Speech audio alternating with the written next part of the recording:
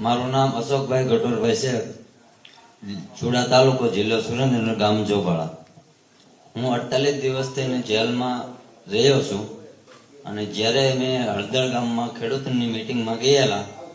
તે વખતે અમે જે દ્રશ્ય જોયા છે ત્યારે અમને એક ખતરનાક અનુભવ થયો છે કે આપણે તો ફક્ત ને ફક્ત કિસાનની મિટિંગમાં ગયા હતા,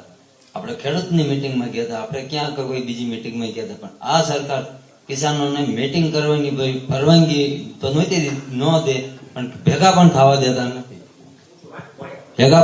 દેતા નથી કિસાનોને, જેથી તે કિસાનોને જેલ હવાલે કરવામાં આવે છે અને ખોટામાં ખોટું દમન કરવામાં આવે છે. उन्होंने ये बोला कि हम तो सिर्फ किसानों की मीटिंग में गए थे, हम तो कोई ऐसी कैसी चीजों में गए नहीं थे, किसानों के मुद्दे पे अपना समर्थन देने गए थे. सरकार जनसभा की मंजूरी तो नहीं देती है, लेकिन जब किसानों की बात करते तो हम पे वो दमन करते और 48 दिन उनको जेल में रखा गया, तो ये बिल्कुल सही नहीं है. सब